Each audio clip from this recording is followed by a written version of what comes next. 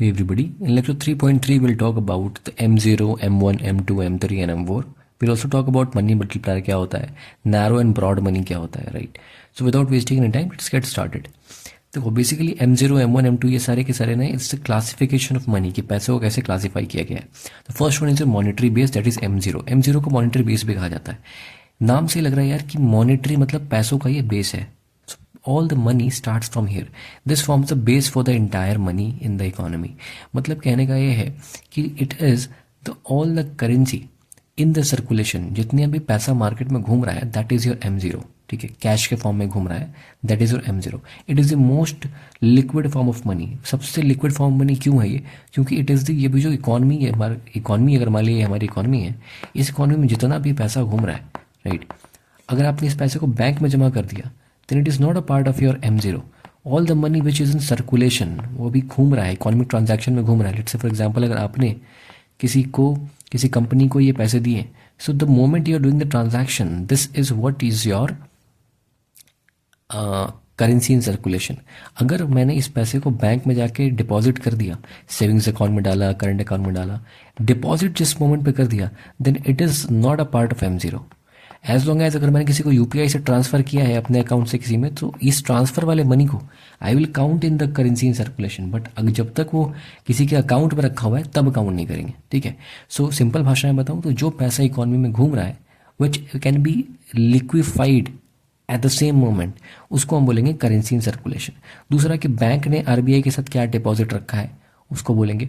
तीसरा कि other deposit with RBI, जैसे गवर्नमेंट ने कुछ डिपॉजिट रखा हुआ है, आईएमएफ ने रखा हुआ है, these all are the currency के फॉर्म में रखा हुआ है. तो ये इतना पैसा हमारे इकॉनमी में आज के डेट में इतना पैसा प्रिंट होकर रखा हुआ है, this is basically your M0. तो इसको सिंपल भाषा में क्या बोलेंगे कि इकॉनमी में हमारे कितना पैसा प्रिंट करके रखा हुआ है, ये आपका मॉनेटरी बेस होता है. ठीक है, क्योंकि इसी के आगे ना ट्रांजैक्शन होगा. ट्रांजैक्शन तो इसी के आगे होगा ना, कितना पैसा मेरे पास है. अगर मान लो कि इकॉनमी में लेट्स से फॉर एग्जाम्पल 1,000 रुपये ही होते हैं पूरे इकॉनमी में, ठीक है, तो उस 1,000 से सारा ट्रांजैक्शन होना था, क्योंकि दैट इज योर बेस. जितना पैसा बन छपा ही नहीं, उसके आगे ट्रांजैक्शन कैसे करोगे? So everything starts from here, that's forms the basis for the entire monetary circulation. ठीक है, तो इसको अब MCQ के लिए क्या याद रखना है कि इसको हाई पावर्ड मनी भी कहते हैं. तो एग्जाम में अगर आपके M0 बोले या फिर मॉनेटरी बेस बोले, हाई पावर्ड मनी बोले, सब एक ही बात है. ठीक है, now it is a total liability of the RBI. This is also a point जहाँ से MCQ बनेगा आपका. क्या मतलब होता है टोटल लाइबिलिटी ऑफ आरबीआई का? सी, आरबीआई ने करेंसी प्रिंट करा, आरबीआई ने करेंसी प्रिंट करके नाउ ये इकॉनमी में घूम रहा है. सो अल्टीमेटली सूनर और लेटर क्या है कि जो पैसे अगर मेरे पास हैं तो ये किसको पे करना है? अल्टीमेटली जहाँ से क्रिएशन हुआ है वही तो लाइबिलिटी उसकी होगी. एंड क्रिएशन हुआ कहाँ से? क्रिएशन तो आरबीआई से ही हुआ है ना, यहीं से ओरिजिनेट हुआ. This is the origin point. So liability सारी किसकी बनती है? आरबीआई की. So it is a total liability of RBI. On the other hand जब हम आगे पढ़ेंगे M3 के बारे में, तो M3 is a total liability of the banks in the country. ठीक है, आगे पढ़ेंगे इसके बारे में. सो MCQ यहाँ से बन सकता है, एक बड़ा अच्छा MCQ बन सकता है कि आपसे कंफ्यूज करने के लिए question they can ask you कि M0 is the total liability of banks, but it's a wrong statement, right? M0 is the total liability of RBI, whereas M3 is the total liability of the banks. तो ये statement आगे के लिए हम लोग ध्यान रखेंगे. आगे मैं बताऊंगा आपको M3 के बारे में. So again let's revise it quickly. M0 का मतलब हाई पावर्ड मनी है और मॉनेटरी बेस बनाता है ये. It is the total liability of the RBI. It is the most liquid form of money, क्योंकि सब अभी इकोनॉमिक ट्रांजैक्शन में ही है. आपको इसको लिक्विफाई नहीं करना है. आपको ऐसा नहीं है कि सेविंग्स अकाउंट से निकाल कर लाना है आपको. ये घूम रहा है इकोनॉमी में, it is in the circulation, economy में घूम रहा है, राइट? सो ये आपका हो गया. This is about your M0. Now coming to the M1. So आपका M1 इंपॉर्टेंट. देखो यार, M1 से लेके अगर M4 तक जाएंगे ना, तो M4 is not that important, M2 is not that important. आपका 3 सबसे ज़्यादा इंपॉर्टेंट है, M0, M1 एंड M3. ठीक है, तो M2 M4 को ऊपर से देखेंगे. सबसे ज़्यादा इंपॉर्टेंट हमारे लिए M0 था, इसलिए मैंने इसको समझाया अच्छे से आपको. Now will talk about M1, then will talk about M3. M3 सबसे ज़्यादा इंपॉर्टेंट है. ठीक है, okay. Now coming to M1. M1 क्या है? M1 is your currency with the public. ठीक है, पब्लिक के पास कितना करेंसी है. Now this is somewhat like M0, public के पास जो करेंसी है, बट इसमें कुछ एडिशन हो गया है. क्या एडिशन हो गया? Demand deposit in the bank. मतलब कि पब्लिक, जो उस टाइम मैंने कहा था कि पब्लिक का पैसा अगर बैंक के सेविंग्स अकाउंट में है या करंट अकाउंट में है, तो इसको M0 में काउंट नहीं करेंगे, बट इसको M1 में काउंट करेंगे. ठीक है, सो करेंसी लोगों के पास जितना है, इसमें अगर हम डिमांड डिपॉजिट भी ऐड कर देंगे तो आपका M1 आ जाएगा. समझ आएगी बात? तो M1 क्या है? M1 इज नथिंग बट कि लोगों के पास जितने भी लोग हैं इकॉनमी में, उनके पास जो पैसा है, और उसमें जो पैसा उन्होंने बैंक्स में रखा हुआ है, बैंक्स में रखा हुआ है, किसी भी फॉर्म में रखा हुआ है, चाहे वो करंट अकाउंट में रखा हो चाहे सेविंग्स अकाउंट में रखा हो, ये आपका क्या होना चाहिए, डिमांड डिपॉजिट होना चाहिए, डिमांड डिपॉजिट। अच्छा एक बात और ध्यान रखना कि इसको डिपॉजिट ना बोल के लायबिलिटी भी कह सकते हैं, क्योंकि जो पैसा एक बात मैं समझा देता हूँ आपको कि मान लिया कि आप हो, आपने बैंक में कुछ पैसा डिपॉजिट कराया, ठीक है, तो आपने डिपॉजिट कराया, तो आपने तो डिपॉजिट कराया बट बैंक के लिए ये लायबिलिटी है। क्यों? क्योंकि बैंक को आपको ये पैसा कभी ना कभी रिटर्न करना है और बैंक इसमें आपको इंटरेस्ट भी देती है, तो बैंक के लिए क्या है, ये लायबिलिटी है। सो डिपॉजिट एंड लायबिलिटीज, ये जो दो टर्म है ना, ये इंटरचेंजेबली यूज हो जाते हैं। तो आपको अगर टाइम लायबिलिटी बोल दे या डिमांड लायबिलिटी बोल दे, एनडीटीएल, तो मतलब कि या डिपॉजिट बोले या लायबिलिटी बोले, एक ही बात है, ठीक, कंफ्यूज नहीं होना है। सो बेसिकली M0 का मतलब क्या था, करेंसी पर, लोगों के पास जो करेंसी है, एंड डिमांड डिपॉजिट जो बैंक्स के पास रखा हुआ है, that is your CASA, that is current account and savings account में जो पैसे रखे हुए हैं, इनको भी हम ऐड कर देंगे तो M1 आ जाएगा हमारा। नाउ एक और चीज़ MCQ के लिए क्या इंपॉर्टेंट है कि यहाँ से MCQ बनेगा आपका कि नैरो मनी होता है ये, it is a narrow money, ठीक है। नैरो मनी क्यों कहते हैं, क्योंकि ये पूरे जो इकोनॉमी में जो पैसा है उसका एक नैरो सा छोटा सा पार्ट है, it is not the complete part of it, right, इसलिए इसको नैरो मनी कहते हैं। It is the most liquid form of money. क्यों भैया? क्योंकि डिमांड डिपॉजिट को लिक्विडिफाई करना इज़ वेरी इजी। हमने पढ़ा था कि डिमांड डिपॉजिट जो होता है, डिमांड डिपॉजिट लिक्विडिटी की अगर हम बात कर रहे हैं, ठीक है, तो लिक्विडिटी की बात करेंगे तो डिमांड डिपॉजिट की लिक्विडिटी जो होती है वो टाइम डिपॉजिट से ज़्यादा होती है। अच्छा मैं डिपॉजिट की लायबिलिटी यहाँ लिख सकता हूँ कि नहीं लिख सकता हूँ? I can write it, right, liability लिख लूँगा मैं यहाँ पे, ठीक है। डिमांड डिपॉजिट बोलूँ या डिमांड लायबिलिटी बोलूँ, एक ही बात है। टाइम डिपॉजिट बोलूँ या टाइम लायबिलिटी बोलूँ, एक ही बात है, राइट, ओके। तो it's the most liquid form of money after M0।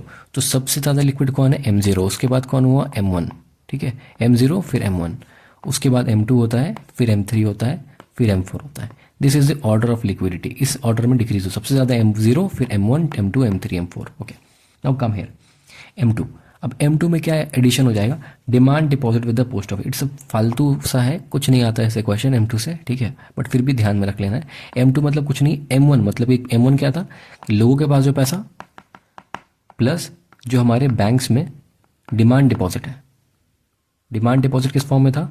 आपके करंट अकाउंट के फॉर्म में था और सेविंग्स अकाउंट के फॉर्म में था, ठीक है, करंट डिपॉजिट और सेविंग्स डिपॉजिट, ठीक है, इन दोनों को ऐड किया। इसमें एक और चीज़ अगर ऐड कर देंगे कि हम जो डिमांड डिपॉजिट पोस्ट ऑफिस में डाल रहे हैं इसको भी ऐड कर देंगे तो M2 आ जाएगा, ठीक है। Again it is a narrow money, ठीक है। तो नैरो मनी आपका दो होता है, M1 and M2। M1 M2 दोनों क्या है? नैरो मनी है, ठीक है, ओके। इसमें time deposit with banks add नहीं होते हैं। अब देखो बताओ, मैं बताऊँ आपको कि बैंक्स के पास आपके दो तरह के डिपॉजिट होंगे, एक डिमांड वाला होगा, एक टाइम वाला होगा। टाइम वाले में वही आपका फिक्स डिपॉजिट वगैरह हो जाएगा, एंड डिमांड वाले में आपका करंट अकाउंट सेविंग्स अकाउंट होगा। तो करंट अकाउंट सेविंग्स अकाउंट तो M1 में तो ऐड होता है, बट M3 में हो जाएगा आपका टाइम वाला, ठीक है। तो M2 तक में टाइम वाला ऐड नहीं होता है, ठीक है, ध्यान रखना है, M2 तक में टाइम वाला ऐड नहीं होता है। अब when we come to the M3, तो M3 में क्या डिफरेंट हो जाएगा? तो M3 इज इक्वल टू आपका M1 में जो था वो तो रहेगा ही रहेगा, ठीक है, M2 में जो था वो भी रहेगा आपका, बट इसमें एक और चीज़ एक्स्ट्रा क्या ऐड हो जाएगी? M2 तक में मेरा टाइम डिपॉजिट ऐड नहीं हुआ था, बट यहाँ पे M2 के बाद टाइम डिपॉजिट भी अगर ऐड कर देंगे M2 में तो मेरा क्या हो जाएगा? M3 आ जाएगा, ठीक है। It is confusing, I know it is confusing, मुझे भी काफ़ी टाइम लगा था समझने में इसको, बट इसको एक बार ध्यान रख लेना। I will try to simplify it कि हमें, मैंने बताया ना आपको कि M0 और M1 और M3 ये तीनों ही याद रखो, M2 M4 भूल जाओ, कन्फ्यूजन होता है, ठीक है। बस इतना याद रख लो कि लिक्विडिटी का ऑर्डर ये था कि M0 से लेके M4 तक लिक्विडिटी क्या होती है? ये डिक्रीज होती है। इतना समझ में आ गया? दूसरी चीज़ क्या याद रखोगे कि M1 में करेंसी जितना पैसा मार्केट में घूम रहा है वो है, उसके बाद डिमांड डिपॉजिट जो होता है यानी कासा, ये ध्यान रख लिया, ठीक है। अब M1 के बाद सीधा M3 में आ जाओ, M2 को आप भूल जाओ, ठीक है, मैं आपको बता रहा हूँ आपके सिंप्लीफिकेशन के लिए, नहीं तो कन्फ्यूजन होगा एग्जाम में। सीधा M3 में आ जाओ, ठीक है। तो M0 M1 कर लिया हमने, अब M3 में आ जाओ। तो M1 से M3 कैसे पहुँचेंगे? तो देखो M1 से M3 इस तरीके से पहुँचेंगे कि यहाँ आ जाओ, वेट या अच्छा पहले मैं समझाता हूँ आपको, समराइज बाद में कर लेंगे, ठीक है। देखो M4 में क्या आना था? M4, अब देखो M3 में कुछ और ऐड कर देंगे तो M4 आ जाएगा, ठीक है। अब लेकिन मैं बता रहा हूँ तुमको ना कि M4 इज़ नॉट इंपॉर्टेंट, तो M4 को इग्नोर कर सकते हो आप, तो हम M3 पे एम्फसाइज करके इस पर बात कर लेते हैं। तो M3 मैंने कहा कि अगर आप टाइम डिपॉजिट या टाइम लायबिलिटी भी ऐड कर दोगे तो M3 आपका आराम से निकल के आ जाएगा, ठीक है। तो M1 में अगर आप टाइम लायबिलिटी अगर ऐड कर देते हो time liabilities with the banks, not post office, with the banks, तो आपका M3 निकल के आ जाएगा। Now M3 is your broad money. MCQ कहाँ से बनेगा? MCQ यहाँ से बनेगा कि ये कौन सा है? ब्रॉड मनी है। तो मैंने बताया था कि जो नैरो मनी है वो M1 है और M2 है। अब कोई बोलेगा ब्रॉड मनी कौन सा है? तो ये आपका M3 है एंड M4 है। Why it is broad? Why it is broad? Broad मतलब कि इकोनॉमी का ज़्यादा हिस्सा कवर करता है, इसलिए ब्रॉड है, सिंपल सी बात है, ठीक है। 88% ऑफ द इकोनॉमिक एक्टिविटी जो है वो आपके M3 से होती है। क्यों M3 से होती है बताओ एक बात? क्योंकि बैंक की सारी लाइबिलिटीज इसने अपने पास रख ली। Liabilities of bank, all the net demand in time liabilities. हमने क्या करा M1 में हमारा डिमांड लाइबिलिटी तो ऐड हुआ था, इसमें हमने टाइम लाइबिलिटी को भी ऐड कर लिया। डोंट यू थिंक कि M3 में आपकी डिमांड लाइबिलिटी भी है, टाइम लाइबिलिटी भी, दोनों को ऐड करके रखा हुआ है। तो इसका मतलब कि NDTL ही तो है ये दूसरे लैंग्वेज में, ठीक है। दैट्स वाई M3 में बैंक की सारी लाइबिलिटी को काउंट कर लेते हैं। That is why it is all the liabilities of bank. पहले हमने क्या पढ़ा था कि जो M0 है it is the liabilities of RBI, पढ़ा था उस टाइम, मैंने आपको समझाया था। ऑन द अदर हैंड जब मैंने कहा था कि M3 is the liability of banks, ठीक है। तो यहाँ से भी एक MCQ आपका बनेगा कि लाइबिलिटी ऑफ बैंक क्या है? M3। लाइबिलिटी ऑफ RBI क्या है? M0, ठीक है। ये समझ में आ गया आपको? तो रिवाइज कर लेते हैं। M3 क्या है? M3 इज नथिंग बट कि M1 में अगर आप टाइम लाइबिलिटीज भी जोड़ दोगे तो आपका M3 आ जाएगा, ठीक है। अच्छा, टाइम लाइबिलिटी से टाइम डिपॉजिट एक ही बात है। ब्रॉड मनी, ब्रॉड मनी का फॉर्म है क्योंकि सबसे ज़्यादा 88% इकोनॉमी का कवर करता है and it is the total liability of the bank. सारे NDTL को net demand plus time liabilities दोनों का सम है, ठीक है। That is your M3। M4 में कुछ नहीं है यार, देखो M3 में अगर टाइम डिपॉजिट पोस्ट ऑफिस वाला ऐड कर दोगे ना तो M4 आ जाएगा, बट मैंने कहा इस कन्फ्यूजन होगा, इसको याद करना, ठीक है। ब्रॉड मनी का पार्ट है M4, बताया था मैंने। नैरो में M1 M2, ब्रॉड में आपका M3 M4, ठीक है, ठीक है। तो ब्रॉड में आपका M3 आ गया, ब्रॉड में M4 आ गया, ओके। लिक्विडिटी की बात हमने कर ली कि M0 का सबसे हाईएस्ट है, M4 का सबसे लीस्ट है, ओके। नाउ समराइज करने की कोशिश करते हैं इसको, ठीक है। लोगों के पास जो पैसा था, ठीक है, और उसमें डिमांड डिपॉजिट बैंक में हमने ऐड कर दिया। डिमांड डिपॉजिट का मतलब क्या होगा यहाँ पे? CASA, current account and savings account, दोनों में जो पैसा होगा उसको अगर जोड़ देंगे तो M1 आ जाएगा, ठीक है, ओके। अब लोगों के पास जो पैसा था plus demand deposit in the banks, banks में जो डिमांड डिपॉजिट मतलब कि कासा, अगेन कासा वाला, ये सेम चीज़ यहाँ पे मैंने लिखा हुआ है, ठीक है। एंड इसमें एक और चीज़ अगर ऐड कर टाइम डिपॉजिट भी ऐड कर दिया तो M3 आ जाएगा, ठीक है। तो M1 से अगर मेरे को M3 पहुँचना है तो कुछ नहीं करना है, देखो यहाँ तक तो M1 ही है, ये M1 ही है। यहाँ से अगर यहाँ M3 तक पहुँचना है, M1 से M3 पहुँचना है तो कुछ नहीं करना, टाइम डिपॉजिट ऐड कर देना है, ठीक है, क्लियर है। Now M1 is a narrow money, M3 is a broad money. M3 88% cover करता है and M3 is a total liabilities of the bank. Simple है, M1 से लेके M3 तक हमने कर लिया, M0 भी देख लिया, ठीक है। M0 का मैं बेसिक थिंग्स सिग्निफिकेंस आपको बताऊं तो M0 का मतलब ये होता है कि इकोनॉमी में कितना पैसा पड़ा हुआ है, नोट कितना है, करेंसी कितनी है इकोनॉमी में, कितना फ्रेश पैसा बन के पड़ा हुआ है and that is circulating in the economy, ठीक है, कितना टोटल नोट है, ठीक है, ये हो गया। समरी देख लो, समरी M4 की समरी है यार, M4 तो बताया, M4 is not that important, ठीक है। तो ये हो गया and this is all about your M0 से लेके M0, M1, M2, M3 and M4। Narrow broad money में देख लिया। एक टॉपिक बच रहा है आपका money multiplier, okay. So let me make you understand कि what is money multiplier. Just a second, all right, okay. Let's understand what is money multiplier. What is money, एक second, what is money multiplier, what is money multiplier. देखो इसका formula जो होता है money supply, that is money supply divided by your M0, ठीक है। M0 क्या था? वही हमारा मॉनेटरी बेस, ठीक है। समझने की कोशिश करो, कहना क्या चाह रहा है? मनी सप्लाई इकोनॉमी में कितना पैसा इकोनॉमी में फ्लो हो रहा है। सप्लाई का मतलब क्या हुआ कि कितना पैसा बेसिकली आपका इकोनॉमी में फ्लो हो रहा है, that is money supply, okay, alright. I am sorry. Monetary base M0 का मतलब क्या है कि कितना पैसा प्रिंट हुआ था, इतना पैसा RBI ने छाप के दिया था मार्केट में घुमाने के लिए। अब मान लो कि RBI ने 100 रुपया ही छाप कर दिया है टोटल, ठीक है। 100 बहुत छोटा हो जाएगा यार, एक मिनट रुक जाओ, थोड़ा बड़ा अमाउंट ले लेते हैं, ठीक है। लेट्स फॉर एग्जांपल कि इसने 1 लाख रुपये RBI ने प्रिंट करके दिया था, ठीक है। 1 लाख रुपये क्या हुआ था कि RBI ने प्रिंट किया था, ओके, वेल एंड गुड। और मनी सप्लाई क्या हो रहा है कि एक आउट ऑफ दिस 1 लाख 50,000 है ना, 50K है, ये मनी सप्लाई है, तो मनी मल्टीप्लायर कितना हो जाएगा, 50K divide by 1 lakh, it is 1/2, ठीक है। So it is what, it is less than 1, it is less than 1, this money multiplier is less than 1। तो इसका क्या मतलब हुआ कि जितना पैसा छपा था वो कम है, और जितना पैसा घूम रहा है वो, सॉरी, जितना पैसा छपा था वो ज़्यादा था, जितना पैसा घूम रहा है वो कम है।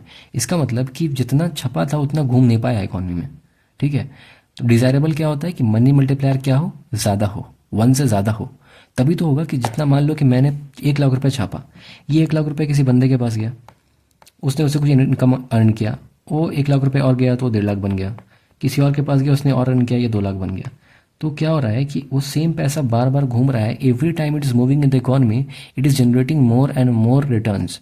सो इससे क्या हो रहा है कि मनी सप्लाई आपका इकॉनमी में इंक्रीज हो रहा है, मनी मल्टीप्लाई हो रहा है बार बार, कि जो प्रिंट हुआ हुआ पैसा था उससे इकॉनमी में घूमा कितना बार, ठीक है।